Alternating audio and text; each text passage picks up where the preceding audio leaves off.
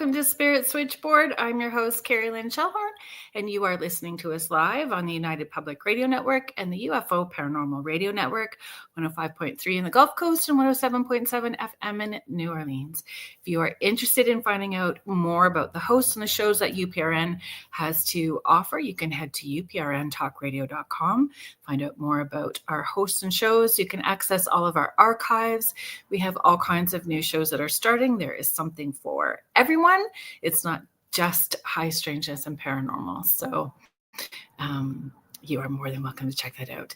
I am back. Last week we had a replay. I was out for the count. My October schedule was pretty overwhelming, and I was on the go, not doing very well with my self-care. So I kind of got knocked down, told to sit still, and we did the replay. So I hope that if you listened to the replay, you enjoyed the show last week. It was with the Connor sisters. It was a great chat. It was so much fun. I'm really looking forward to having them back on the show again. Yeah. And I know that we had to with Beneath the Hollow Moon too. Laura Lee Potvin, my co-host, so the host of the Angel Rock, and my dear friend. We have Beneath the Hollow Moon on Thursday evenings, and we did the replay on the Thursday too. She was so gracious with that. If you were hanging out with us last night, we did drop the little seed that we will probably be going live on Christmas Day and on New Year's Day. Lots of people, don't have plans on those days or at that time of day. So we will be hanging out, and you guys can hang out with us as well too. Hi, Michelle Plummer, Heidi Gohl. Thank you so much. I'm glad that you enjoyed the Connor segment. They are so funny. And it reminds me, like, that's kind of how that relationship is with my sister. It's just, it's so fun hanging out with them. Julie Dow, hello. It's nice to see you. Thank you for being here. Mish, I agree. Ashley and Misty are very funny and very gifted. Very gifted. So if you have not looked for their book, I would encourage you to. It's very good. And I know I can't remember which. I feel so bad. There was a third author with them, so Appalachian Conjuring and Granny Magic. So it was quite good. So I'm going to bring out my guest. I'm very excited to talk about his new book. You guys are going to, I know that a lot of you are book readers the same as me. I read it on Kindle, which makes me feel a little guilty. I don't know why I feel guilty when I read Kindle books, but because I like the smell and the feel of a book. It's the sensory stuff, right? Anyway, when I get my hands on it, I will show you what it looks like, especially if you guys are part of the Porch group. And we talk about the books there. Sherry Madigan, Contessa Martins, hello. Thank you guys for being here. Dr. Scott Guerin is an award-winning, best-selling author, educator, and developmental psychologist whose work explores the mysteries of God, the universe, and our relationship with the divine.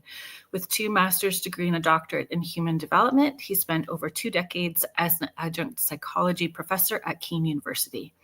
His Angel in Training series and his latest book, Awkward Awakening, Finding Your Way Home, guides readers through spiritual awakening, our galactic heritage, and what it means to remember who we really are. You guys, if you may have watched the segment before with Scott, please welcome him to the stage. Hello, Scott. Thank you for being here. Hello, Carrie-Lynn. Good to see you again. Yeah, it's good to see you too. When you were here last, we were talking about connecting with angels and angel experiences, and it was a fascinating and fun conversation. And that book I had in my hands. It's on my shelf. Mm-hmm. So I'm looking forward to when I get this one not on. It's funny thing about Kindle. I mean, I appreciate the quickness of it and the ease of it, but I don't know. There's something about the pages of Something a about a book. book. Yeah. I know what you mean.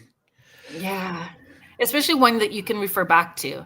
And I feel this is a book that people will write in, highlight, Yes. come Right. back to. It's like a workbook and a journal, not just the information laid out, right? Yeah, it's a primer. In the first sentence of the book, I said this is more like a primer because it has so many topics, and I Mm-hmm. was kind of told to keep things short. Like the chapters short, so that people can go off on their own. If they get one chapter that kind of zaps them, they can delve into the references and suggested readings. Yeah, and I appreciate that. I don't know, when we had our chat last, did I talk to you about the Course in Miracles book? Most likely, yeah, because that's certainly been a huge part in my life. Yeah. It was for me too. Oh, And yeah. I did a past life. Well, it wasn't a past life. It was a life between lives session with Marilyn Kaufman. We talked about it. We did a segment about my session with her because that book came to me in a locked storage unit when my kids and I were in between places. We had this locked storage unit, and we would go in, change clothes up and toys and all those fun things. And one day when I opened it up, that 3-ring binder with A Course in Miracles was sitting on a chair that I didn't put there. I'm the Wow. only one with the key. Yeah. Yeah. So in that session, I was asking who dropped that book in my storage unit for me to find and do this Course in Miracles. And in that book, though, it wasn't a book. It's in this binder where there was no chapter markers. Oh. So I was like plowing my way through it and buzzing. I was humming. So I when you say that you wrote it with the intention for people to do it in those bite-sized pieces and process it and do the work, I'm like, good on you, because I hit that Course in Miracles. And, somebody asked me, what are you doing? And I was at the laundromat, and this person came in and said, what are you doing? Because the air feels different around you. I was humming. It was so crazy. Wow. But reading your book, it was the way that you lay it out. You really do such a beautiful job blending that scientific part of it and the academia part of it into digestible pieces for those of us who don't have that background. Yeah. And that's the key thing, is that so many people, when they get into spirituality, and it started also with the angel book as well. You talk to some people and they're like, angels, I don't believe in them. They're not, they can't, there's no scientific validation. And there's a story about a friend of mine, I may have mentioned it last time, but he said he started reading the book, and like I couldn't read it. Angels aren't real. They're not. No one really knows for sure. And I knew he was a good Catholic. He was a devout Catholic. And I said, it's interesting that you say you don't believe in angels, because there's no scientific proof, but you believe in the virgin birth, resurrection, and forgiveness of sins without any scientific validation. And he was like, yeah, you're right. I guess my only validation was that somebody wrote it down in a book. So that's it. And when you get into angels, spirits, ETs, our divine connection, we have to step outside of current accepted scientific knowledge. You just have to admit it, that, and they can claim it to say, like, science hasn't caught up to this yet. And just in the first chapter of the book, my example is Copernicus. He knew his whole life that something was wrong. Something was wrong with, the moon, and, doesn't go, and the sun doesn't circle around the earth. He just knew it. And so he waited until his deathbed to publish his book that the revolutions of heavenly spheres, because he knew the church, the lead scientific community at the time, then he knew the church would not like it. So he waited till his deathbed. And then it took almost 100 years later for Galileo to pick it up and start promoting it. But up until then, I'm sure, he and many people who thought like maybe there's something behind this. They're like, no, Yeah. no, Aristotle, Ptolemy, no. And so that's how it is now. And that's what the awkwardness is with what's going on now in the world and what's projected to happen in the future. It's much different, and it's going to take some adjustments. So how do you describe who you are and what you do beyond your official bio? Like, I had a really hard time using the term psychic because of the connotations that come to it and the perceived and projected opinions. It took me a long time before I would say psychic medium. And now my kids and I have made it such a joke, but serious at the same time. Psychic medium Carrie-Lynne Shellhorn. What do you think about that? So how do you, like with your friend and you are part of academia and in the scientific place as well too. So how do you describe you? Well, the safe I am statement is that I am a teacher, Right. and I have been for lifetimes, and I will be, for lifetimes beyond. It's just who I am. And so what I do is when I talk about certain subjects or talk about this book or angels or whatever it may be, I will, not in a sense, but sprinkle in, that, hey, automatic writing, or I was scrying with the Palladians, or, whatever it may be, I'll just kind of bring it in that way. And then, as it is a part of me, I'll just share it as I am talking about myself. So, and I'm not a practitioner, so that's the other thing. I'm not a practitioner for anything, spiritual in that way. But I am a teacher. That's the most comfortable thing I could say. Yeah. Yeah. It's, and then where the conversation unfolds from there and their comfort level and curiosity. Yeah. Unfortunately for me, a lot of my local friends and family, they're not, they're just not there, so I'm kind of, I kind of feel a little isolated in the sense, but I do have a community, remotely, like, you and other people that, we make connections with that, that help me feel grounded and home, as much at home as I could be, as we can be on this three-dimensional life. But that's okay, because that, I feel, is my role, is to help people who, they may or may not have been religious, they brought up a religious, serious religious traditions, but they don't want to go to church anymore, but they're kind of afraid to step out on their own because, they're used to some minister telling them like, this is it in their church. So what I want to do, and hopefully through this book, is to provide people who you're already there, you're definitely already there, but to give them a little background to say, okay, channeling is a thing, channeling is a thing. The Apostle Paul channeled half of the New Testament, and then people are like, whoa, wait a minute, what do you mean? You say, well, he says it was God breathed. That's the Greek word, God breathed. And that is exactly what channeling is. And so now we make the shift to modern day channelers, and there's dozens of them out there. And we all know the big names, and they've been channeling either, celestials, divine sources, angels, ETs for 20, 30 years. And now there is a consensus.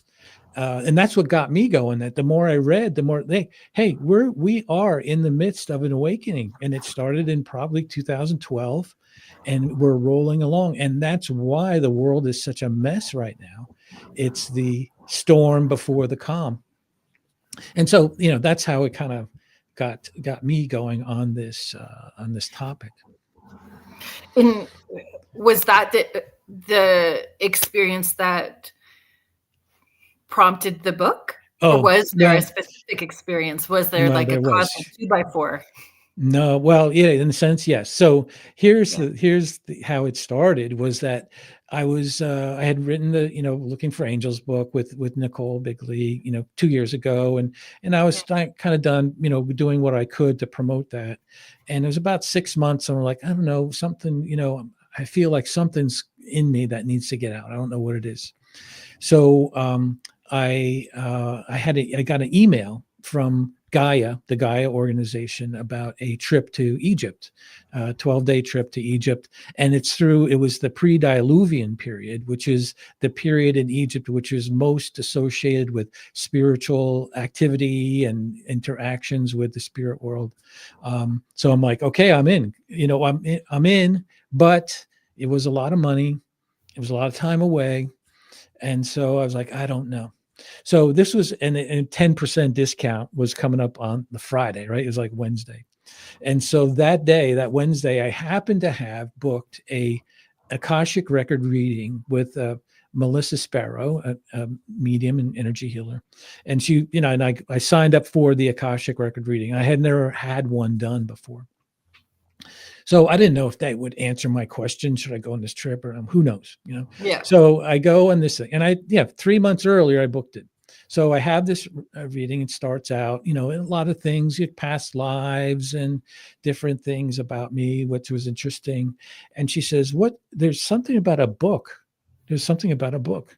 And I go like, she said, are you thinking of writing one? I go, yeah. And she says, what it's going to be about? And I'm like, well, maybe awakening. And she says, that's it. That is the book. She said, your guides are handing you down a scroll. And that scroll is this book that you are going to write. And it's going to take you a year to learn what it's going to be. And it's going to start when you go, she said, you're going on a trip or something. And I go, well, yeah. And then right then my mom and dad showed up. They both passed in 2020. Which I didn't even know would happen during the Akashic record reading. Yeah. Your mom and dad are here. And my mom told her some things like, yeah, absolutely. That was definitely my mom. And my mom says, yeah, go on the trip. So I'm like, okay. And then I'm like, okay, that's convincing. And then Melissa, who's doing the reading, said, why did I write down the word Gaia on my notepad? I'm like, well, that's it. I'm going. And so long story short, she said, your journey with this book is going to occur starting when you go to Egypt. And, it was a few weeks from then. And sure enough, when I got there, it was like two electric cords got pushed together, like extension cords, like boom, you're connected with this. And that's how it was. It just started there, started coming through me. It's such a beautiful place of trust. Yeah. Yes. And so in the so the process was like, so in other writings I've done, I'd have some spurts of automatic writing, here and there, which probably many people had. You kind of blink out for a little bit, and then all of a sudden there's a half a page written, and you're Yeah. like, this is brilliant, who wrote this? And so Yeah. um but this was more like, it was a little more not say heavy handed, but it was a little more the content was more given to me in longer than paragraphs. The proverbial 3 a.m, you could get like an idea, like, okay, that's a great idea, thank you. And then the other nights it would be like, I get an idea, and then a sentence, and then a paragraph, and then a section. And I'm like, oh no, because I knew what was going to happen. Like, I know I'm going to be up for a while, so I got to get my phone and write down notes, so that I could remember what it was. And And it's fast when it happens. Those plops yes, of information and yeah, ahas. It's fast. yeah. So that's the process of it, and it did take me a while to kind of not decipher, but decide how to present this stuff. It was like Barbara Handclough, who wrote the Palladian Agenda and the Alchemy of the Nine Dimensions. She got that all in a very quick download, and it took her like 2 years to unpack, especially the Palladian agenda. If you're familiar with the book, I mean, it is very, very dense and technical, and it took her a few years to do it. I'm like, yeah, this is something like that, where you're given something and then you got to take some time, effort, and guidance to kind of lay it out. So how did your background, like in human development, aid in that, like in how you would present that information? Yeah, the biggest thing was in, my academic career. I went to school for psychology, and I thought, like so many people, I'm going to be a therapist and I'm going to help millions of people. And as I got into it, like actually the second year, I was kind of like, yeah, I'm not really. I don't know. It wasn't doing it for me. I didn't think that it just wasn't a right fit for me. So I'm like, well, I'm in this now. What do I want to do? I'm like, why don't I just do what I want to do? Is like, because I was already had a spiritual path, a passionate spiritual path. Right. And so now it was like, okay, let's just do everything towards human development with a focus on spiritual development. And so that's when I dove into all the theories of human development and how people, humans grow and how they understand life and, concepts and awareness, all that stuff. And so, when I started around this time, I was thinking about awakening, what's happening. The biggest thing was noticing what was going on in the world. We have major changes in, and certainly in the U.S. government, a lot in and around the world, a lot of upheaval. And then and I'm not a big a big astrologist, or I don't follow astrology like rigorously, but Mhm. once the idea of Pluto entering Aquarius came up and what happens and what's supposed to happen during that time, I'm like, that could be interesting, a 20-year span. And I'm like, well, let me just see like what happened the last time. Yeah. So the last time Pluto entered Aquarius, American Revolution, French Revolution, Industrial Revolution, right? And I'm like, okay, all right, could be coincidence. Well, what happened the time before that? Well, that was the Protestant Reformation. Copernicus wrote his book then. And then you go one other time. And so it does seem Yeah. to be, for the skeptic, like, okay, that's a little bit more than coincidence, every 20 years. Right? Yeah. And then I'm like, well, what else is going on here? And then I learned about the yugas. I don't know, it's one of those things, you're listening to a podcast or, a presentation, and the discussion is about the yugas, right? That, you're familiar with the yugas? The Mm. solar cycles. Okay, so here's the thing. It's very interesting. So, as we know, the Earth is spinning, right? And it's on a tilt, so we experience the summer and winter. But just like a top that's slowing down, it wobbles, right? The Earth is wobbling. So if you take say a beam of light and shoot it up straight up into the night sky from the North Pole, way out there in space, the wobble of the Earth will make a circle, right? And it changes 1 degree every 72 years. And Mm. so the ancient Hindus knew about this, and they divided the wobble, and so it was every 25,000 years it would make a full circle. So they divided that wobble into 4 segments called yugas. And so we have the first yuga, and we're coming in. We have been in the second yuga called the Kali Yuga for the last 8,000 years or so. And so what's associated with coming out of what's associated with the first 2 yugas are a winter, a fall and winter kind of dormant time, Right. and the next 2 yugas are spring and summer. And the characteristic of coming out of the Kali Yuga is a lot of tumultuous times, uncertainty, That's a lot of, Cali. yes, coming out. And then coming out of that into the Satya Yuga, you have a lot of turmoil, a lot of corruption that's being exposed, a lot of things happen during these times.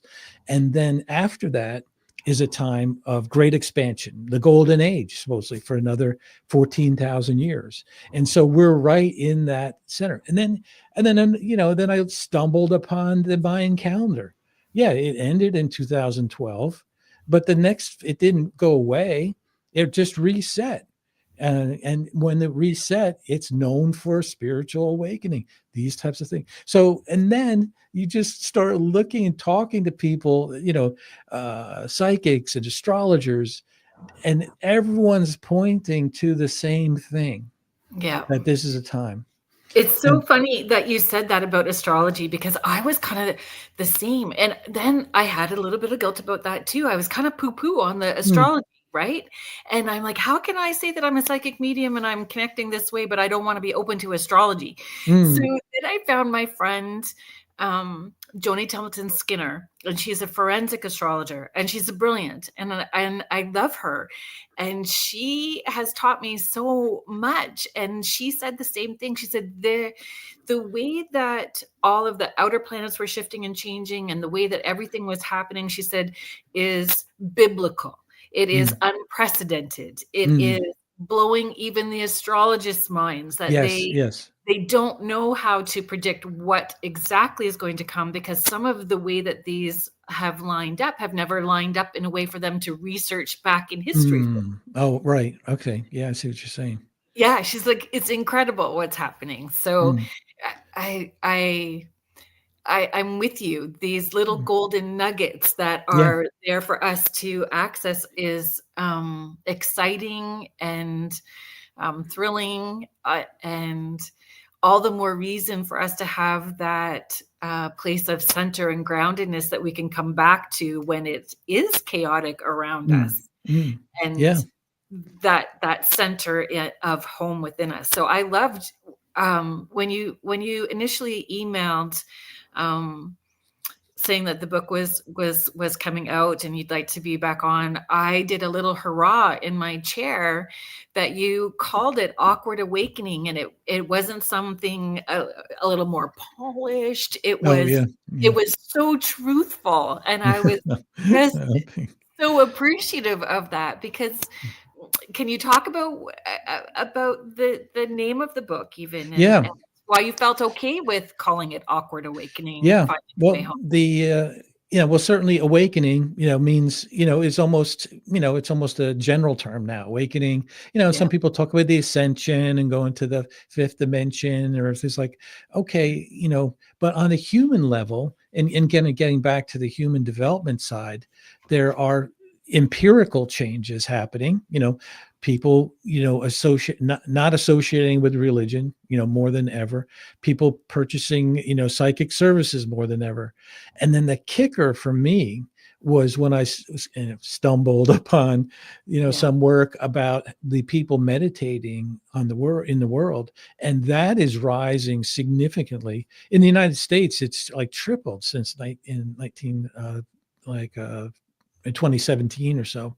And so to me, that's when things start to have a little more tangible bite to it, that that more people meditating could change the global frequency of the earth, and could be doing something that way.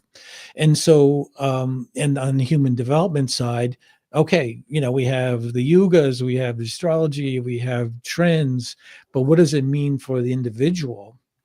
And that is some people say along with this is a thinning of the veil, like the separation between physical and spiritual is getting very, very is closer.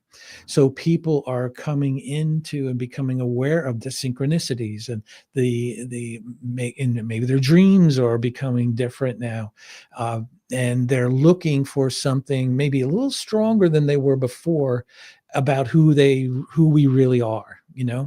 We've been taught through all our major religions, that if you dig deep, there is a oneness message in all the religions, but I believe the teaching side of the religion is of separation. Mhm. God's up there, we're here. Some denominations and religions say that we're worthless worms and we're no good, and no. Fear. What's Fear-based. yeah, fear-based, huge. It works. And that we're moving out of that. People are maybe drawn to taking the step out to say, maybe I'm more connected with the divine than I thought before. Yeah. And that's what I try and stipulate or describe, is that yes, exactly, we are divine. We are a part of the divine Yeah. source, the all that is. This is a temporary physical world we're living in, and we can through different ways, we can pierce the veil and experience that. And even through meditation, we could do that. And that's when we start grasping and walking into our power, not Yeah. the egotistical power, but Mhm. our divine, who we are. And so Exactly. that is the awakening. And, if you bring it up too early for people who really aren't, into it, it doesn't go well. No, no, it does not. Yeah. It does not go well. And where was I going to go with this? When we're talking about, oh my goodness, the veil. Mm. I personally feel that there is no veil right now. I Mm. feel that there Mm. is, it is more clear. Perceived. It's a perceived veil, Yeah, but not exactly. I reality. feel it's more clear Mm. at certain points in time, because I think that Halloween isn't it, even though people feel it's at its peak, at that Mm. end of Yeah. October. Yeah. I feel it's just the beginning, and closer to Christmas, it's even more so.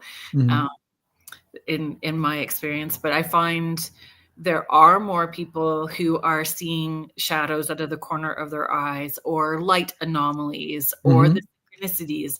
More and more people for sure are having these experiences, Mm-hmm.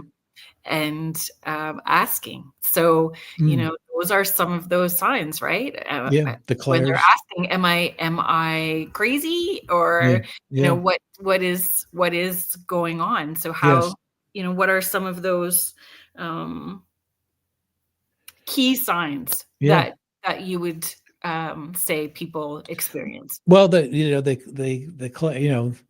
know them as the clairs, clairvoyance, clairaudience, Yeah, clairgusting. All of a sudden there's sensations that people will be getting, like, that's weird. Like, I just got some information about a meeting that I was just about to walk into, yeah, and that or I just got an answer, about something I should do, like those that seemed like outside of me, like information coming from outside of me is coming in, and that's kind of odd. So that is that's part of the awakening process. And certainly synchronicities, signs, that's how a lot of people say to me, like, how does it start? Like, oh, that's where it starts. yeah. Signs, synchronicities, knowledge, um, a yearning for connection, more than you had before. Maybe you're seeking out a meditation group, or whatever it may be, but that's the stirring of it.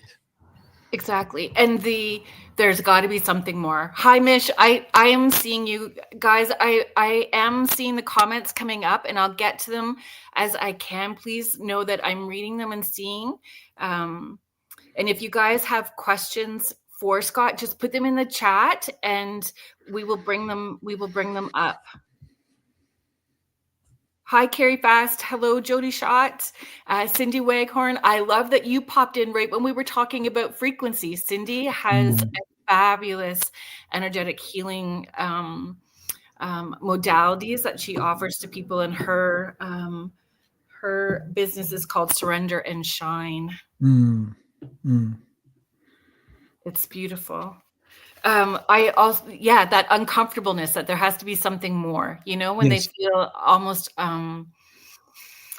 claustrophobic in their own skin and don't Mm. know why. Hmm. There's that awkwardness, right? Yeah. Yeah, and then certainly the awkwardness, in human development terms, a lot of people look at change. There's a lot of different change theories, but the one most common change theory is based on uh, Kubler-Ross's 5 stages of grief. And the first step in grief is like the first step in change, and that's denial. Like, no, this isn't happening, or this is just a mistake, or you talk to friends and they're like, no, what's going on with you? You're different. It's not a good thing. And so that's the awkward part, is getting used to that. And I love in George Bernard Shaw's quote, all great truths begin as blasphemy. And it's so true. And it's the same thing here. Change is hard for people, though. Yes. And there's usually one person in a family that's considered the black sheep, that is the poker and pushes the boundaries. And but change is hard for people. So that's the big thing, is it's awkward. And also, just to step a little bit ahead, that, part of the change is understanding who we are, our divine nature, and experiencing that. I have some exercises in the book about that, to really step into our divine nature. And then when that happens, that is when the global frequency of the earth changes. Not that everybody on the planet has to be of one mind, but that enough of the planet's frequency has to change where our extraterrestrial neighbors are going to say, like, yep, that's it, you've got that. So now we're going to have the what a lot of people call the first contact, but it's really a misnomer, because ETs have been with us for centuries and thousands of years. But the first contact that is being talked about now, and some people say it's not too far in the future, but that first contact is open contact. Everybody knows, and there is an exchange of technology, commerce, and open to our galactic family, on an interplanetary way. And so that's the second part of the awkwardness, is that even the mention of ET, like we were talking before the show, even the mention of ET is off-putting. But people like us can help normalize that by saying, like, okay, our first experience with something very different than anything we've seen is fear. Once we get over that, then that's when things are going to happen. Yeah. Synchronicity is how things play out. As you are starting to talk about our ETs, Tia Bean, hello. Miss Tina, thank you so much for being here. So she's saying good evening, loving the show. So Tina Beckham was on not that long ago. She did a soul planning session with me, and we talked about soul planning. And Tina, we were talking before we started the show, Scott and I, we were talking about Azria, and I was sharing, I had Azria Beckham on, and we talked about our cosmic lineage within our family structure. And that was a huge step for both my mom and my niece. My niece, if she used to cry, literally start to cry if you would talk about ETs. She was so scared, and it was that fear-based, media-produced narrative that she had in her head, right? That it was going to be scary, or all those things. That she agreed to step into allowing Azria to do that for us was huge. Azria will be coming back on to talk more about that, but there is this really push on people's comfort zones and boundaries to step into that. More people are starting to, but you can see where that has been challenging for people to move from. We can talk about angels, we can talk about spirit guides, we can talk about our loved ones in spirit, but if you say that I have an alien guide, I'm tapping it. They're like, nope, not having it. But I know that I did, my first connection with an ET guide happened when, oh my gosh, 20 years ago, just over 20 years ago.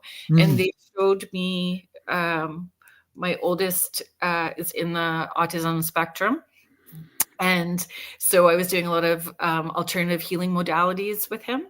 And this guide came in showing me his DNA structure, but with mm, another DNA structure layered over top of it, and mm, talking about different communication with oh, him mm, and frequencies. mm, And I don't know, he's done really well, but that guide is the one that helped me a lot in understanding how to support my son. mm. Yeah, he's on a different communication frequency or processing 100%. somehow. Yeah. Yeah, yeah. And then once we Mm, figured it out, it was super helpful. mm, mm. So helpful. Wow. Um, yeah. So yeah, I, like I said, shared before, when I had offered the connecting with your off-world guides or your otherworldly guides, it was really fascinating to watch the responses with people in their comfort zones and like, Mhm. nope, not ready for that. Yeah. Not Yeah, I ready. mean, some people say, like, "How does your friends and family deal with this?" I go, "Well, they lost me with the angels." Like, they're not even the angels, nah. But do you not Intuitives, feel? no. I feel that we're all spread out. I really resonate with those moments of isolation, but I feel that we're all waking, those of us, right, that are on Yeah. this path and who are teachers and mentors and guides, we're meant to um, hold that light in these places to mirror Yes. out for everyone else, and for us to be able to connect long distance in the ways that we do, to fill our cup up when we're needing that, Yeah. with one another is there. And I two, and it was about me, but it's not about me, but just two brief conversations I had. One with it was a good friend of mine, and I was telling him about what I was writing while I was writing the book. And I was saying, I'm going to do a deep dive in ETs and kind of ET 101, what's going on. He goes, well, are they all bad? And I'm like, no. I go, you're watching too many movies and TVs. And that's the problem. yeah, Part of it, but there, and I told him a little bit about it, that we all, we all we all have a celestial, heritage, yeah, and they've been around. And he goes, you know what? I never thought about, uh, that ETs are a good thing and they've been around. And so thank you. It was like just a little conversation like that, and a very yeah. similar one with my backyard neighbor. He said, well, I never really thought about that. I'm going to check this out. Yeah. Yeah. Yeah. Cindy is asking a question. Do you think seraphim angels may be our light being guides or alien? I guess because I'm studying them, they appeared less human form. Yeah, yeah. Seraphims are really. Some people put seraphims in a different category than angels, mainly because and this is in the sacred text, compartment, that angels are messengers. They're here to do a thing. Here to give a service, provide help. Where seraphims were a place of protection and guardian, and they weren't necessarily in that. But this is just a fun fact, almost, that seraphims are a different type of spirit beings. And Right. then, and then some people say alien, and then we have to really think about words. Some people say interdimensional. Do you know any interdimensionals? I'm like, well, angels are interdimensional. We are interdimensional. If you think about, so whether seraphims are extraterrestrial, like I don't know how. I don't know how to answer that. Are there seraphims in other planets? Do they appear there?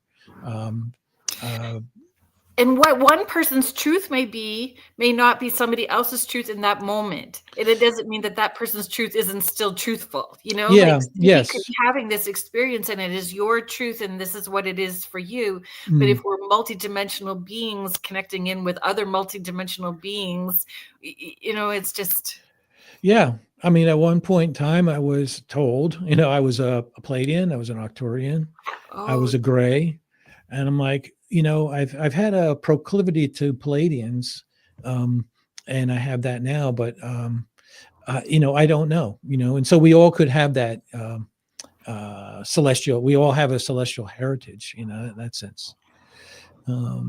Carrie is sharing in a hypnotherapy session. I was encouraged to look at who my team of guides are. I saw angelic as well as blue beings, and others not quite what I expected. I am told the blue beings were Arcturian. Arcturian, yeah, it could very well be, Carrie, that your spirit team, in the sense your spirit team, if you broaden that out from angelic, to past loved ones to include ETs, absolutely that could happen. And I discuss Dolores Cannon's work to some, a good amount.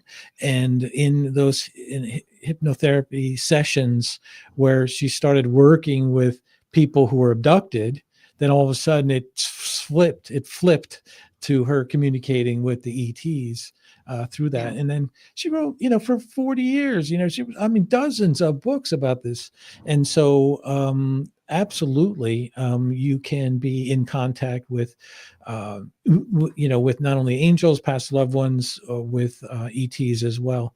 And I think even in these types of sessions, intuitive sessions, ETs are maybe going to start coming up more and more because we're starting to be open to Yes.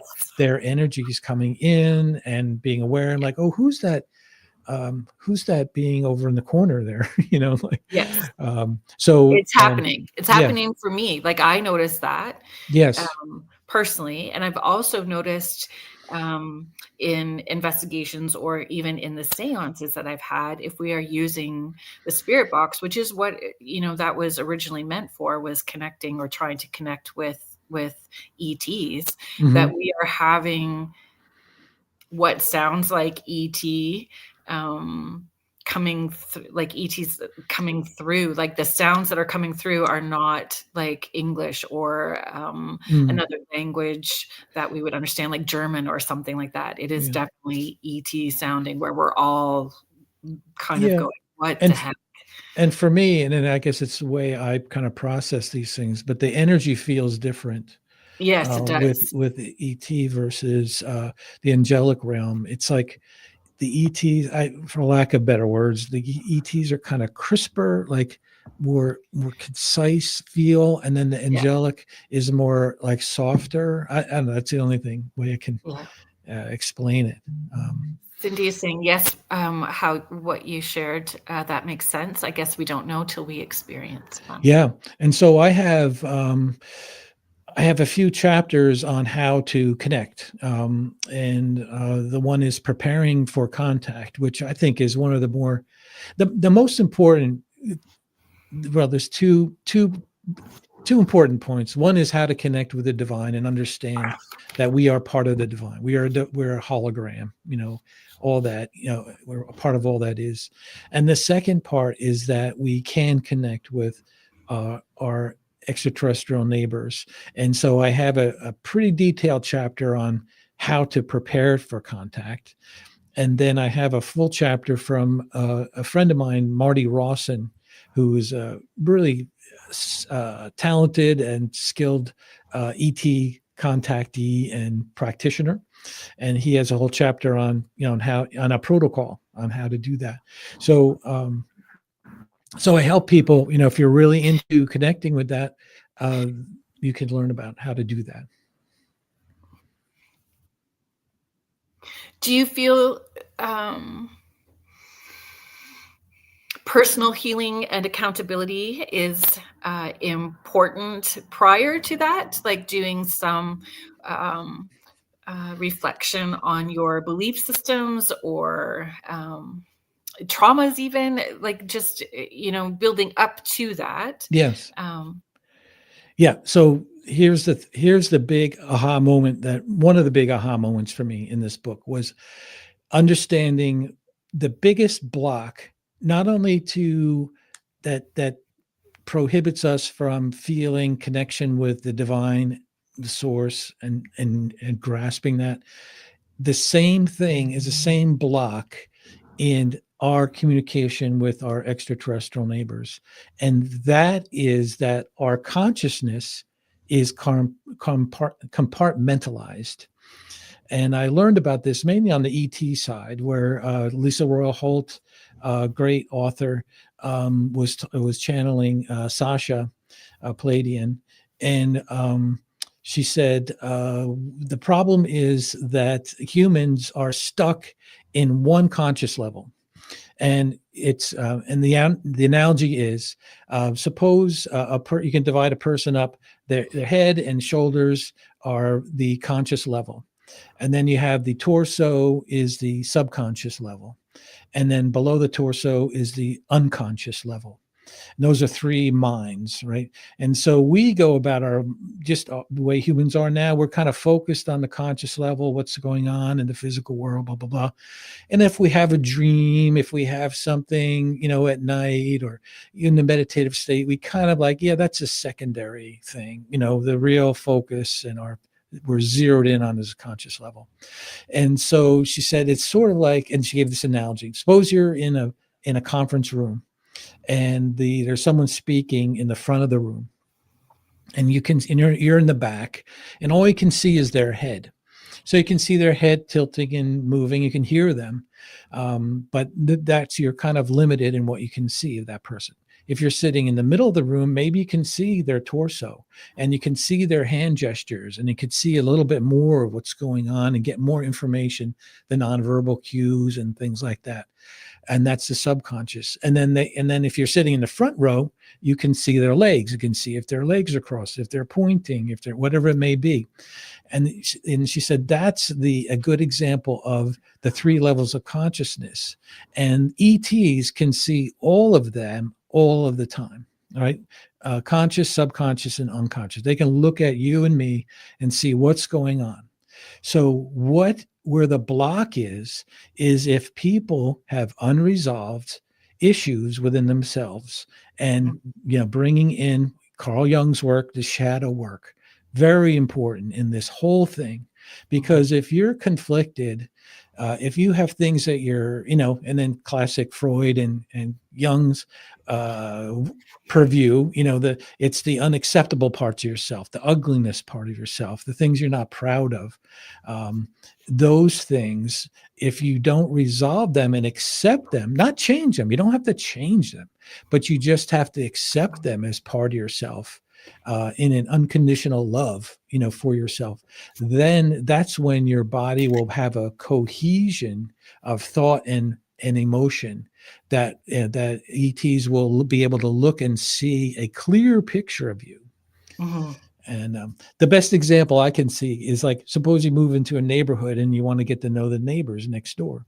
But every night, there's parties, there's arguments, there's things going on in the house that it just seems like total chaos. You're not going to go over with a cake and say, hey, let's have some dessert together, because the house is not in order. And so the key thing with both are in our divine connection and both in our ET connection. The biggest first step we can take is to claim and accept ourselves as who we are, and clear that out.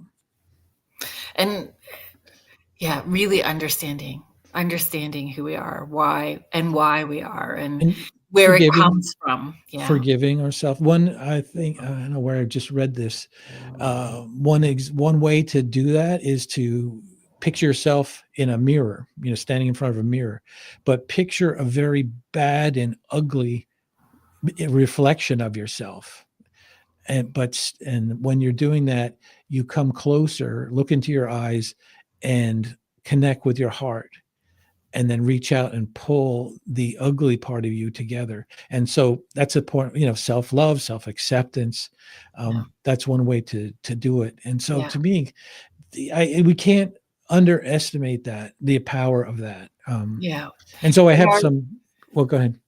I was just going to say that our thoughts, words, and actions all have to be in alignment. Like our higher self, knows if we're not telling or living a full truth, and our body will react. Our body Mm. also knows if we are not telling a full truth. So when we're talking about being in alignment, it's our thoughts, words, deeds, and actions Yeah. all need to be in that same frequency. Yeah. And I wonder, I mean, it's interesting you say that because I know that it's not like, okay, if I have a secret addiction or something that no one knows about, and that's my shadow, I don't have to be cured of that. I don't have to cure Yeah, it, but I have to embrace that. And I guess would yeah, you say that that's how we align our frequencies up is just by yeah, accepting it, even though it's yeah, not great behavior, you know. yeah. And I always encourage people to say like that.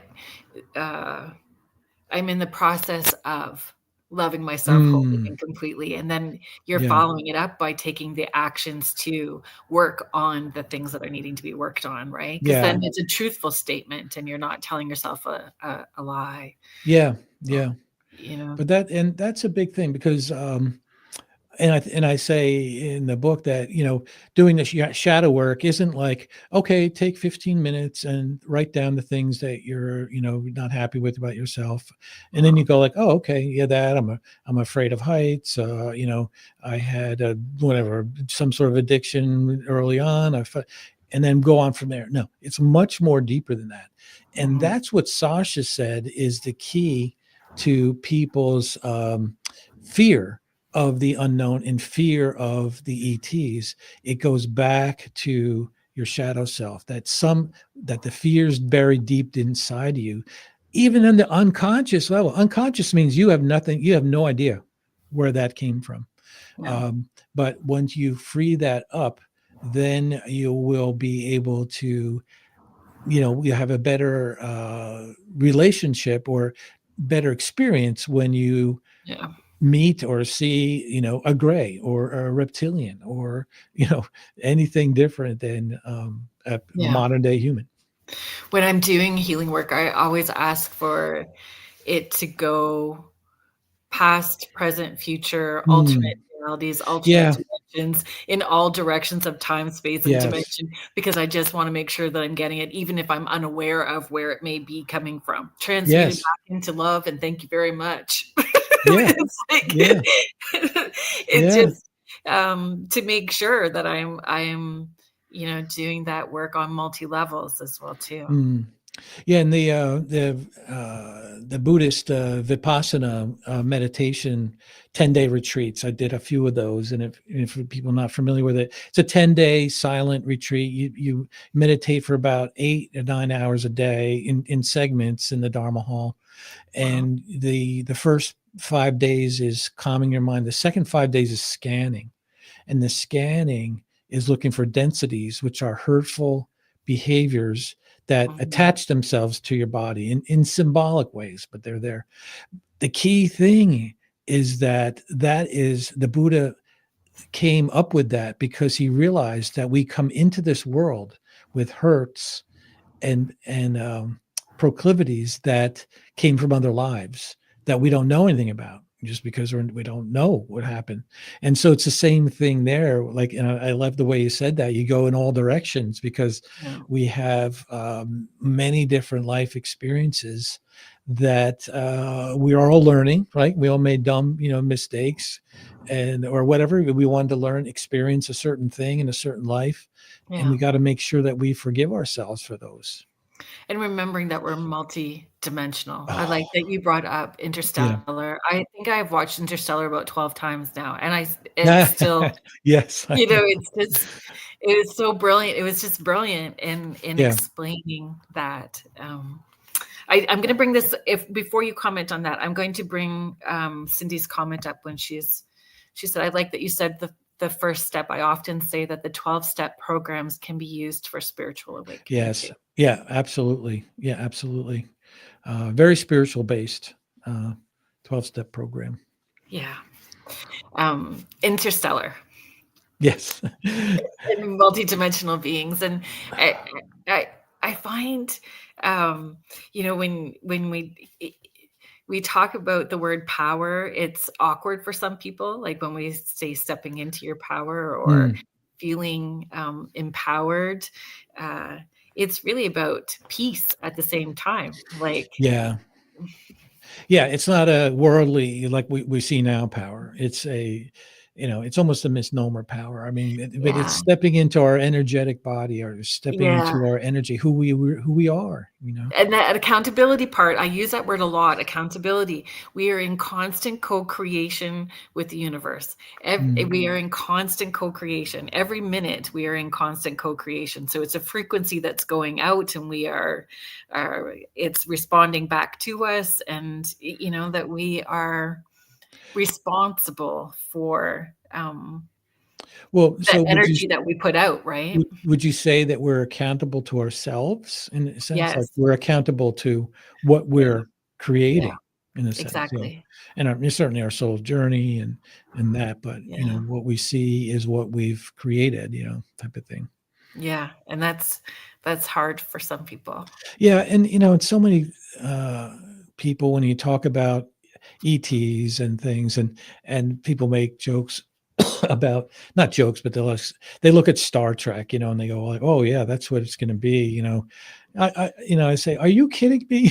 I said, you think in 100 million years, we're going to have desks and tables and computers and, walk around, like we are now? Like, no, no, Yeah, you can't even make a comparison, and we can't project. So out of necessity, we project what we know onto the unknown, and yeah, we have to be careful of that, to say, like, no, just because, like, say I have a little section in there about the governing bodies of the universe. The Galactic Federation is the most popular one, but there's many other ones, and we say, oh, so they're going to be like a government, just like our government. Like, no, no, it's not going to be just like no, our government, but there is a governance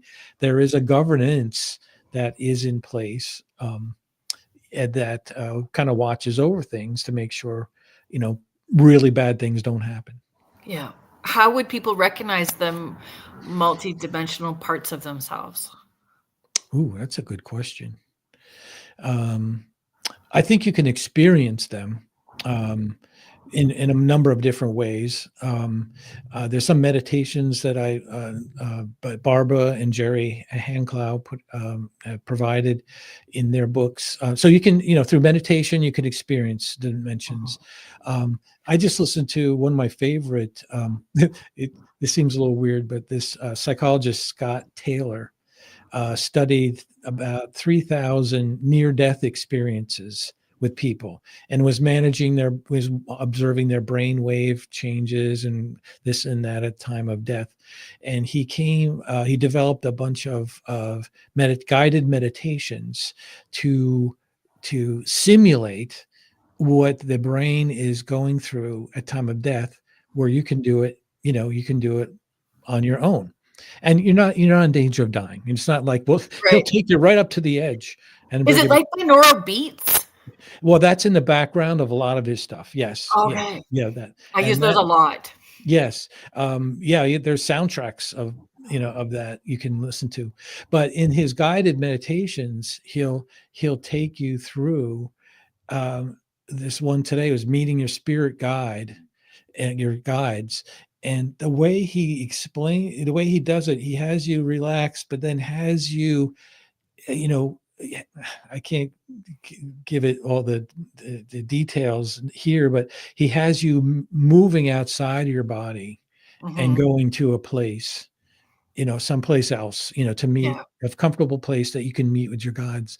And then you come back. And he mentioned this, you're now leaving your physical body. You have two bodies, and so those types of, you can do it through meditation, certainly through psychedelic drugs, with guided experiences with that. You can So, experience. what are your thoughts? If this is an uncomfortable conversation, then we don't have to go there. Um, but I'm going to step in the big pile of poo Okay. and tell you my opinion on it. Okay. Let's go. I'm It's ready. I'm ready. well, because I met someone, and they shared that they have done ayahuasca, and it was like over 40 times. It was like an incredible amount.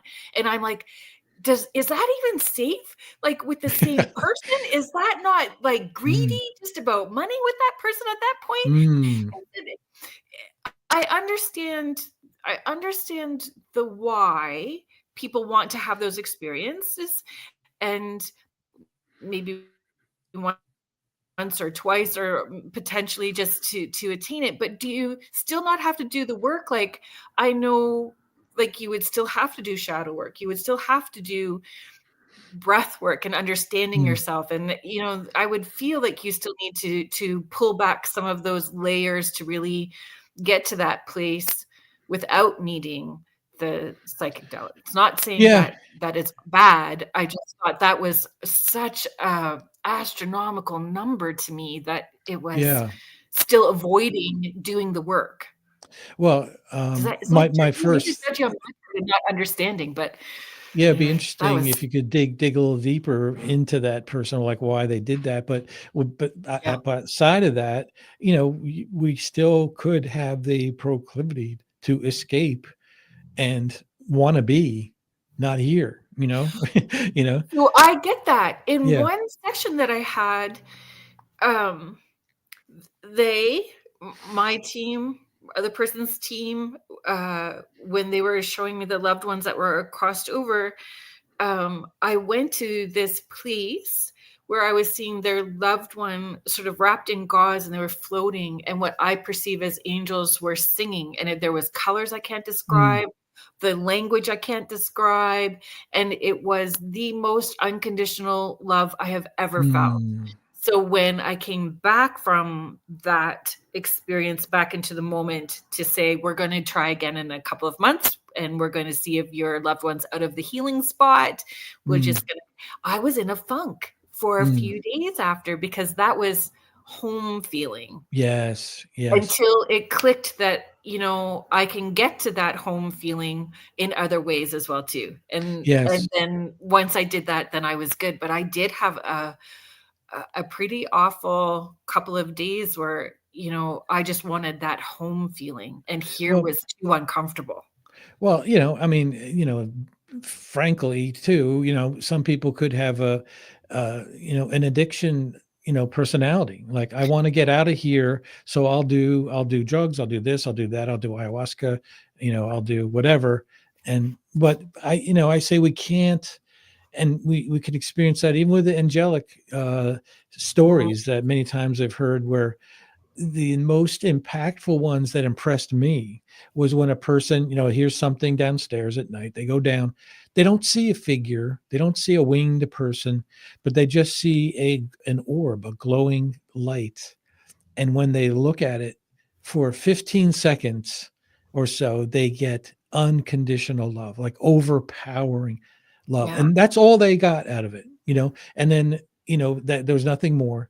And that changed their lives, it just is. that It's experience. life altering. So who wouldn't want that unless, and many of the near death experiences, which I go into, talk about people like they want to stay, but they're Yeah. told, no, this isn't your time. You have to go back. Yeah. One story I have in there was a friend of mine and his fiance or his girlfriend were both, they would do ayahuasca, not all the time. They would do that and some other hallucinogenic drugs in a spiritual type of setting. Yeah. And so he was so in love with her. He was going to propose to her. So he got the ring and he hid it in his apartment, right, for the right time. And this one weekend, they decided to do an ayahuasca session. And they would take turns, like one would do it and the other would monitor, and then, so it was his turn to take his trip. And he had this, the typical, very high. I've never had it. I've never done it, but, very high, very spiritual beings. And then the spiritual beings started talking with him saying, you can come with us or you can go back, it's up to you. You decide what you want to do. And he Yeah. said it was so overwhelming, so powerful. Like he was tempted, but he loved his wife and his girlfriend, and he wanted to propose to her. And he knew that if he said yes, I'll go with you, that would mean he would die that night. not that that's what he meant. So he like, no, I can't die tonight. I have to go back. So he comes back into his body, or semi-consciously, but still under the influence of the drug. And he's trying to talk to his wife or his girlfriend about, he wanted to give her something, but he can't say it. So he knows where the ring is. So he's trying to crawl to the other room. He's collapsing on the floor because he's still like out of it. And he finds the ring, crawls back, his girlfriend saying, "What is wrong with you? What's going on?" And then he proposed in a very broken, slurry English, like, "Will you marry me?" And so I said, "You have an ayahuasca engagement that you'll remember forever." That's funny. But yeah, I mean, who would turn away, Yeah. unless you got some kind of message like, no, you've got to be here.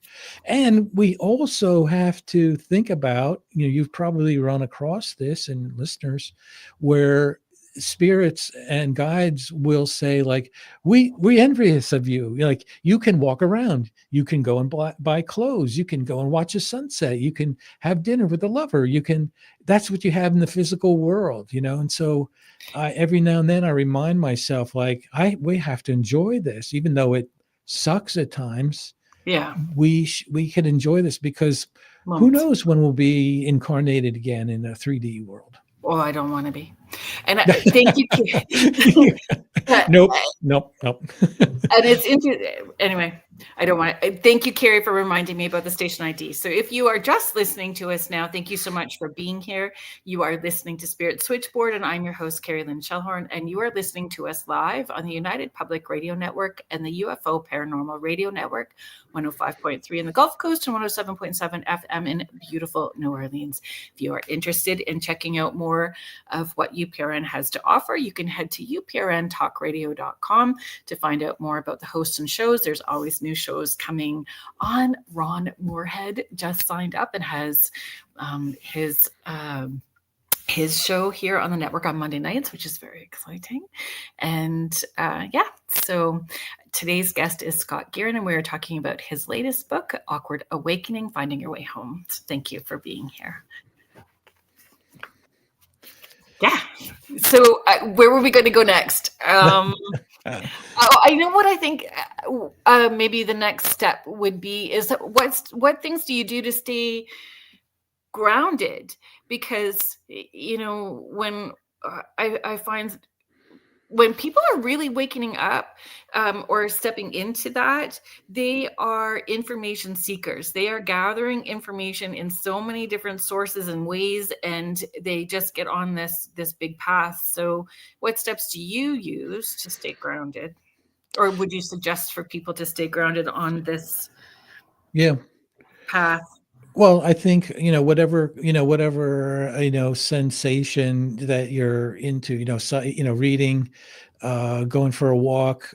For me, it's music. It's meditated music. Sometimes I have a couple chants, Sanskrit chants by certain artists that, in there like 5 minutes, I may have it on a loop all day, Me too. just whatever. And so that's helpful. And I listen to videos, and I'm a big fan of Gaia and the organization Gaia and all the videos they have. But there is something that, and I haven't actually told anyone about this lately, but in the midst of, so I got the book, it's out there. It's kind of, who knows what's going to happen. And it's all about the message and reaching people than the book. But, I kind of been like, what's the next step? And I get this, and I just read something about it that said cocooning, that a typical part of awakening is a cocooning, where you kind of withdraw and you stop all external, like all the external things that used to do it for you, like isn't doing it.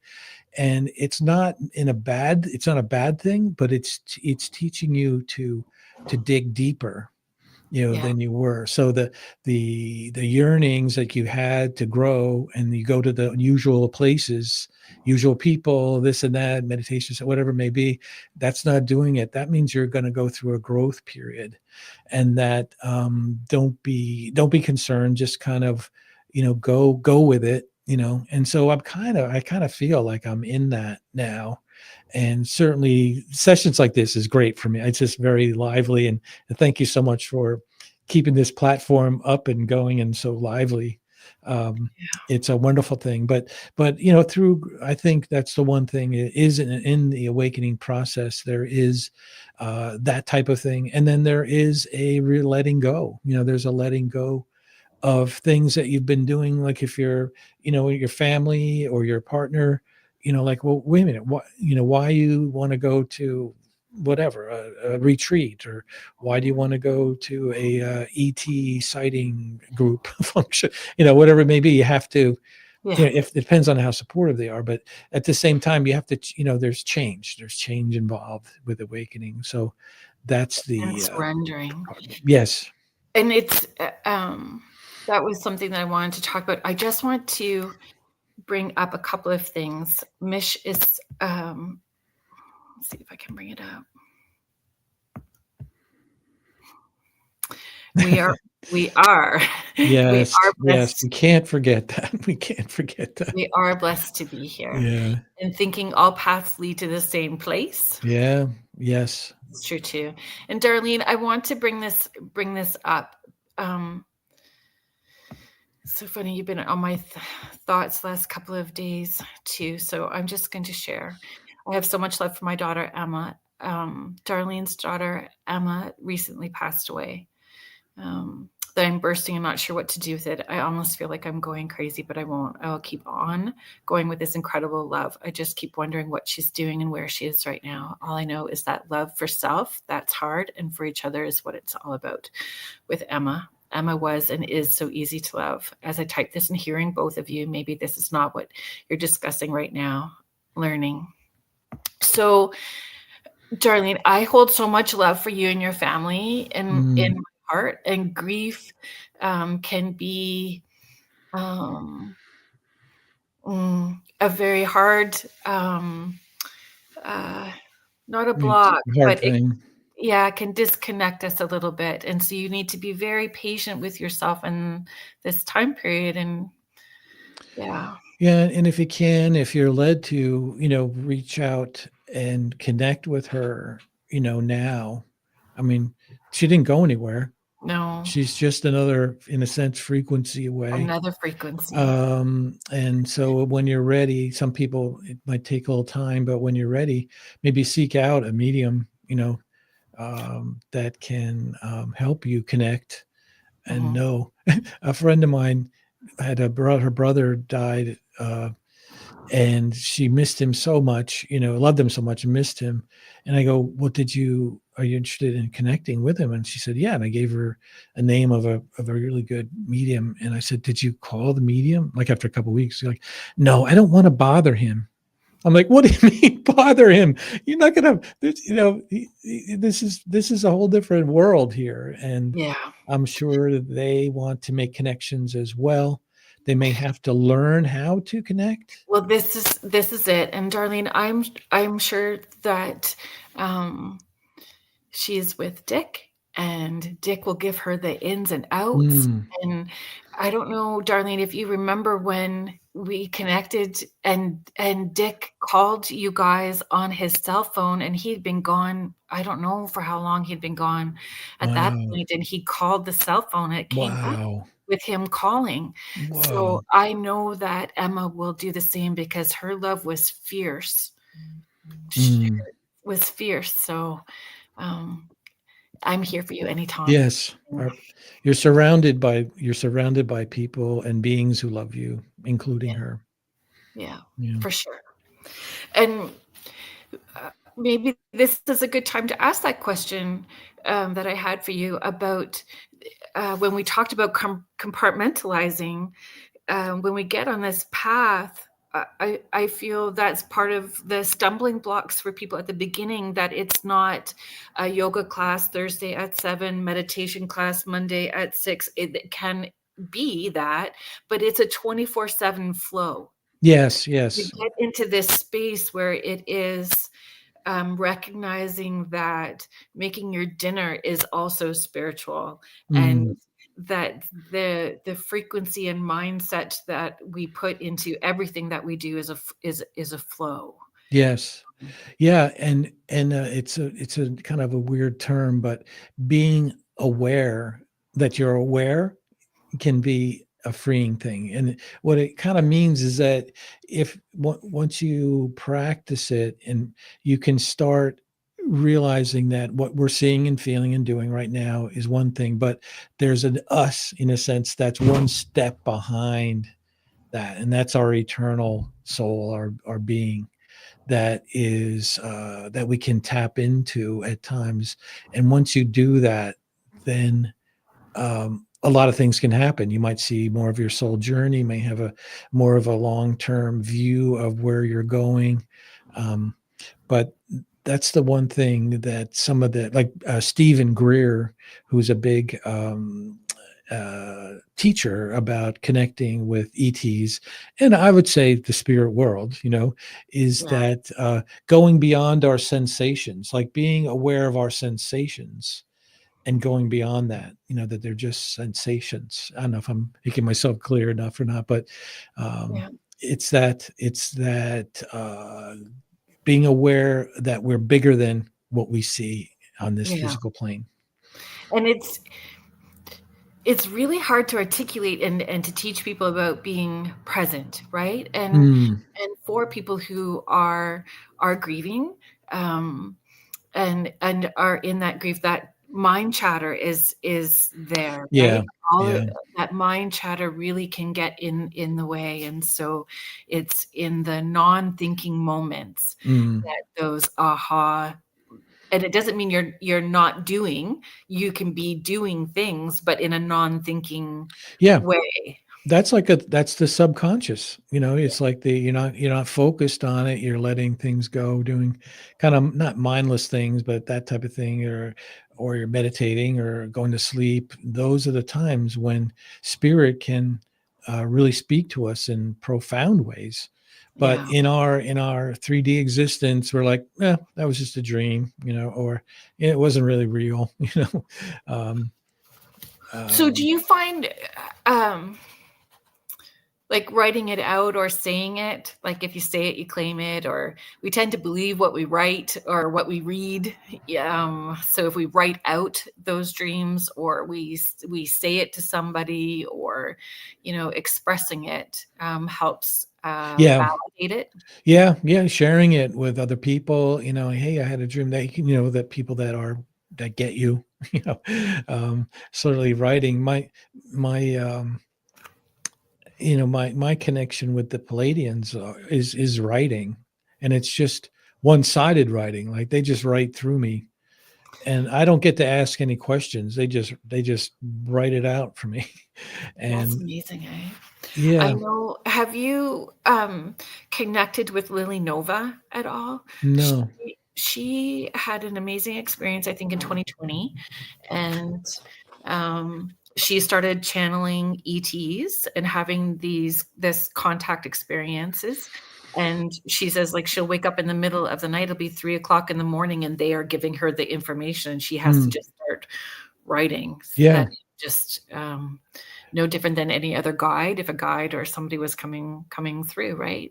Yeah, but so that's the thing, is that we can easily like brush those things aside. Like, you're getting connection, you're getting thoughts, you're getting information, and you can just like, yeah, that's, I don't know what that is. I'm just gonna let it go. But it's the willingness and ability to just stay with that and know that it's real and focus on that. Those types of experiences that makes the difference with people who are awake and people who are not awake. Have you ever wanted to turn it off? Um, that's a good question. Well, yeah, the 3 a.m. thing, when I know it's like a lot of information, and I Yeah. just like, oh, I'll be dragging tomorrow when Do after. you give them boundaries?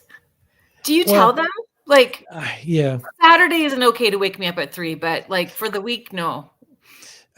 no, I haven't gotten that. I'm like, I haven't. I haven't been yet. I'm so since it's relatively new to me, I don't want to turn it off. Right.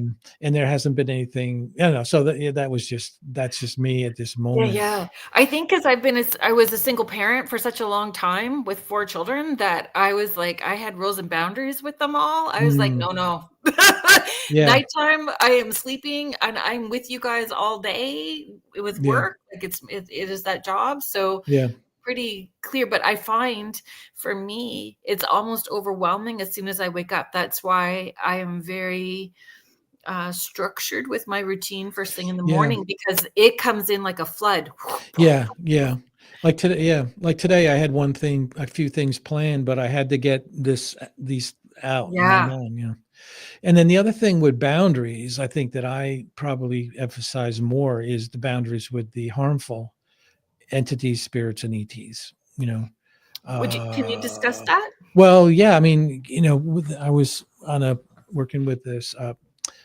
My co-author on the Angel book is Nichole Bigley, and she's been running a podcast, a psychic story, for years. And so, in around the time that we were writing the book together, I started helping her out, producing, guest hosting, and stuff. And one of the people on the show was a witch. She's like, "Yeah, I'm a witch. I'm a Wiccan. Call me Wiccan, witch, whatever. I do all that stuff." And she was a wonderful person. She was telling us about their kids and this and that. And she says, when people hear witch, they get all afraid, or the Ouija board or divination tools like scrying, they like, no, no. And she says, well, first of all, the church, almost every church doesn't like that because it may eat away at their power, their power and control. Right. And we don't do that. So that must be evil. She said, but let's face it, folks, there's evil spirits all around every one of us right now. You can't say that it doesn't happen. So you have to realize that you are protected, that there is a soul journey, that there are spirit forces that will be more powerful than them. So Mhm. you have to claim that and feel good about that. So that's what I kind of know. And then I don't want to experience anything like that. And so So I pray to and put intentions out to my spirit team, Archangel Michael. Don't give me, may everything I experience be for my best and highest good. yeah. Protect me, those types of things. I also find the more that you do the work, um, you can feel frequency, right? So we can Mm, feel the frequency. So you can feel when something is not or is heavier. yeah. I just caution because sometimes we can feel people coming through where that energy feels off-putting, and if we haven't done all of our shadow work, it could be triggering something within us, so we perceive it as something as evil, but it's Yes. not necessarily. Right. It's ourselves. It's Exactly. yeah, yeah, yeah. Yeah. So really making sure, that we understand that we have a divine team to call on to intervene if we do find ourselves feeling something that is heavier, if we need that, and they are Mm, always there. mm, But when you really lean into the frequency, um, you recognize what, uh, yeah, yeah.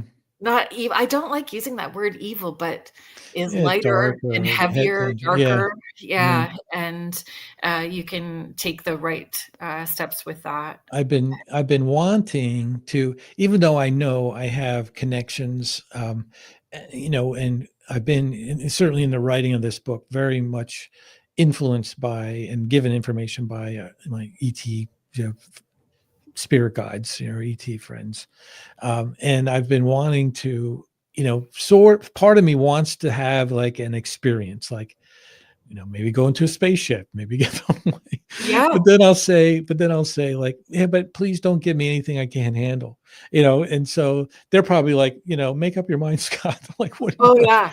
You and me then. I'm outside at 10 o'clock. My kids have, well, I mean, when they've been home because my kids are adults now. Um, I'm outside at 10 o'clock when it's dark with a flashlight going, where are you? Yeah. Why aren't Oh, you coming? yeah.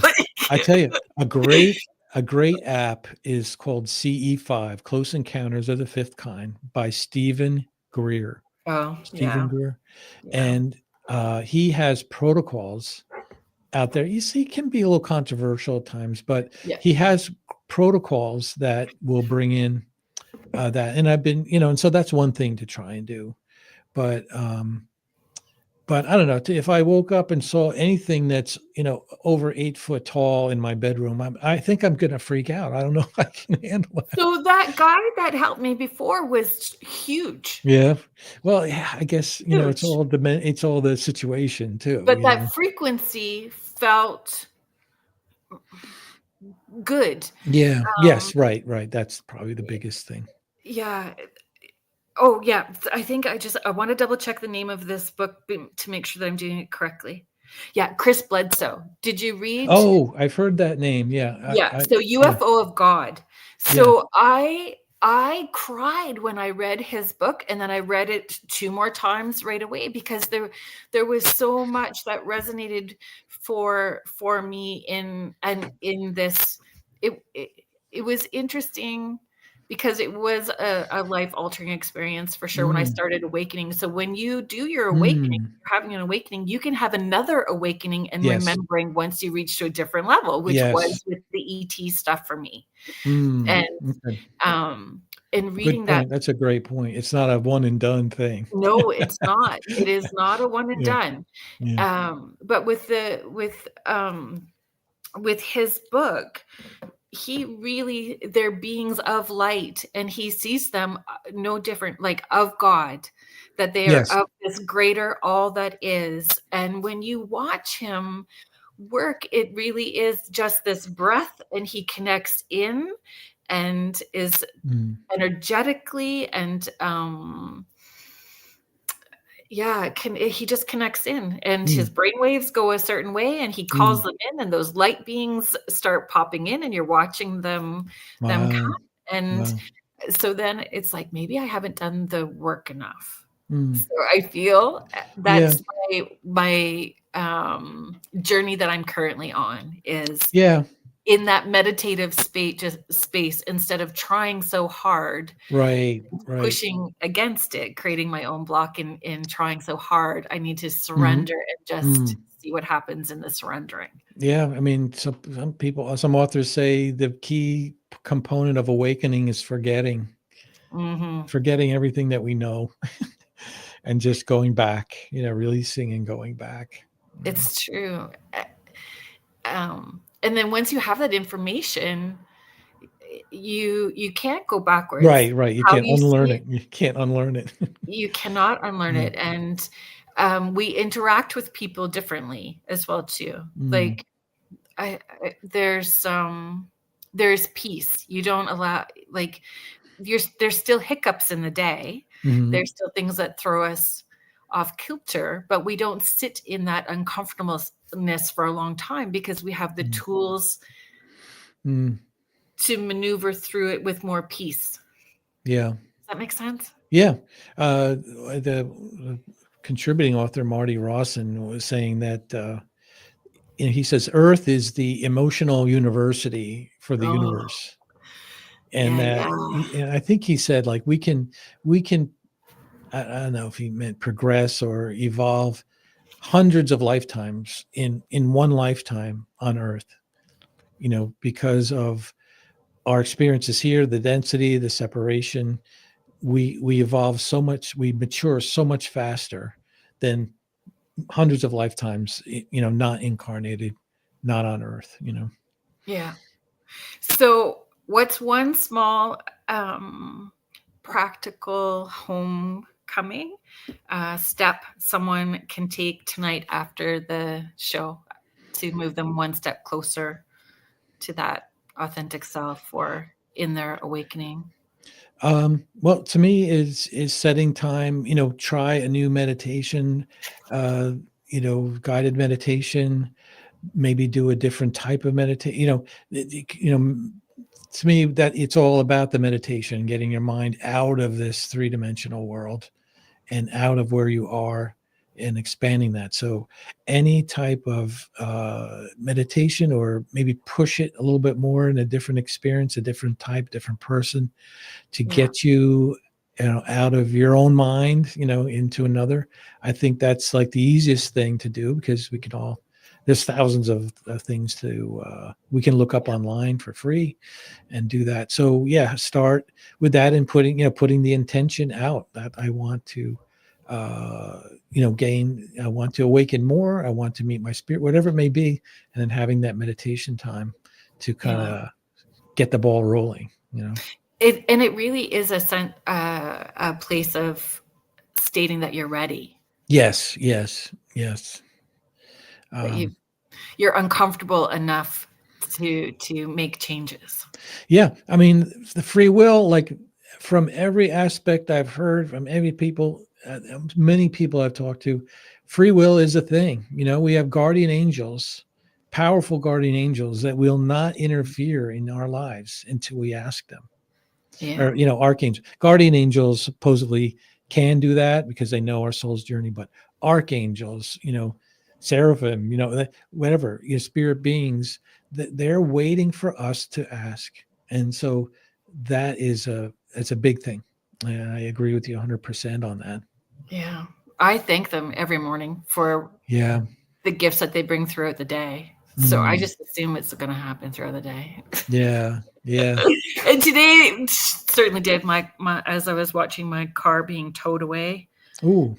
I know. What I happened? It know. died? Yeah.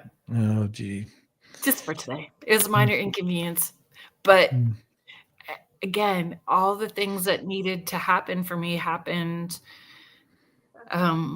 after I stopped holding my breath, right? So I was holding my breath through that whole process. Oh, yeah. Once I started breathing fully again, breath is so important, folks. So when you hold your breath, it like closes that door. And, Yes. Yeah. and we can't make that connection. So it's breath. And that's why the meditation is so powerful, because it slows our breathing. We have full breaths and it just opens us up, right? So once I surrendered. I just wanted to have a fun question. One spiritual cliche that you would happily, or what's one spiritual cliche that you would happily retire forever if you could? Well, and mainly because it's overused. It's like we're eternal beings living a temporary physical life. I mean, it's so true. I mean, there's a lot to it, but um, you hear it a lot. But I think it's like we're done. Like we get it. Okay, we get it. Yeah. Let's just own it and go on from there. Our eternal selves are more real than our physical world. Is there so I know that you said that you've connected with the Pleiadians. Is there somebody else in spirit, historical or spiritual, that you have always wanted to connect with through meditation and haven't yet? It's like Or wanted to and have had the connection? Well, the one thing for me, not an ET, it was Jesus. I mean, I went through the conservative Christian church and just left angry and disgusted that I was duped by, claims of unconditional love that were conditional. Right. And for many years, I'm like, I don't want anything to do with it, even though I loved the stories about Jesus and whatever. And in Egypt, I was able to connect with Jesus again. Oh, And amazing. that's been, and I want to kind of relearn the many parables and the teachings and outside of the biblical books, teachings of Jesus, because he was a very, incredible figure and being that was on our planet for, a number of times, and still is in many ways, Christ consciousness. So Yeah. I'd like to delve deeper into that with him. And he's part of my spirit team and this and that, but I would like to delve back again, into that. I had a fabulous interaction with him, and it was all about forgiveness. It was, and it personal forgiveness, like forgiveness of self. It was powerful. It's very Mm, powerful and moving for me. yeah. Yeah. On the ET side, yeah, I'd like to, I don't have a specific, and it might be an ego thing, but there's so many people out there that have a specific, being, they like, okay, I channel, Satya for Lisa Oh, Holt, or, yeah. or, Germain, but, that's a non-physical being. But yeah, I mean, I kind of would like that. That'd be kind of cool. Like, but, I have to remind myself, ETs are not like, it's not like going to SeaWorld, I'm like, oh, let's see Shamu jump for this fish. Right. And, no, it's not like that at all. It's a disservice thinking of it that way. But if I could partner more concretely, I guess would say, I think that would Yeah. be good. I think that might be the next step for me, is to And the map. next book. Maybe because I was told that there would be, but I think what's needed now is like, okay, awakening, new earth, new, who knows? Maybe there'll be no more governments, like, what is this going to look like? There's a group of people that I think in Arizona, they're actually building a huge, a, like a convention area type of thing, so that when ETs come, we can set up places to meet and talk about how to address the world's issues and knowledge exchange. Well, there's a group of people doing that. I don't know if it's, I don't know, that's all I heard about them doing that. But I Interesting. think is what's on the other side of this storm. All right, Yeah. we know that current governments are going to be abolished, but how are we going to operate in this new earth? And certainly our ET neighbors who have done this dozens of times over and seen many Yeah. planets do just exactly what we're doing now. So they'll be ready to help, And guide. but they'll need humans to help with that. Where can, just be mindful of our time. So Mhm. where can people listen to you talk, find your offerings? Yeah, the best place is my website, angelandtraining.org. I'll start doing some speaking engagements next year. They can look for them there, but you'll have there. You can find the books there. There is a special for the ebook version of Awkward Awakening, $2.99 till December 6th, if you're interested, and audiobook as well. But yeah, I mean, that's the best place to find out what I'll be up to next, and Yeah. be welcome, has to contact me. So if you have any thoughts, ideas, want to connect, feel free to email me, and we can get a conversation going. And folks, it really is, I feel, an investment in yourself purchasing this book. It's an investment in your journey. Like, you really do break down, you give us all the educational information, you break it down in bite-sized pieces where we can process easily, and then you give us the exercises at the end, so it can be, and it's I wanted to just mention that really quickly. Like, it's an epic individual journey, and it's a lifetime journey. So Mm, you can come back to it and take your time and process yeah. it, right? Like, And what I found helpful is that it's like when you're talking to somebody, and those of us who are kind of, there, in the spirit world, accepting that, and you get that, and then you're talking to somebody who is not that, just maybe just coming out, just, you don't open saying, hey, this Palladian female, talking through Lisa Royal Holt said this. You can't, no, you have to start on baby steps. So not only will it help you, yeah, it'll help you teach others to bring them along. And that's the value of this message that I was giving, yeah, that we all can thank help you. others move along. Yeah, thank you. So, folks, next week on Spirit Switchboard, Courtney Mickenvale. She is an author, historian, and founder of Seaside Shadows Haunted History Tours. Mystic Connecticut's original award-winning ghost tour company. So she's a licensed tour guide and specialist in the paranormal history and local lore. She leads walking and boat tours across Southern New England. She is going to be the guest that I have on next week. So I hope you come back and join us in that conversation again. And Scott, thank you so much. It's always a pleasure having you on the show. Thank you, Carolyn. Thank you, listeners. We're all lights in the world, and we have to do our best to shine it brightly. Yeah, thank you. Thank you so much. Thank you to the United Public Radio Network and the UFO Paranormal Radio Network, 105.3 in the Gulf Coast and 107.7 FM in New Orleans. Please stay tuned, everybody. Jeffrey Pritchett is up next with the Church of Mavis. Have a good week, everyone. Good night.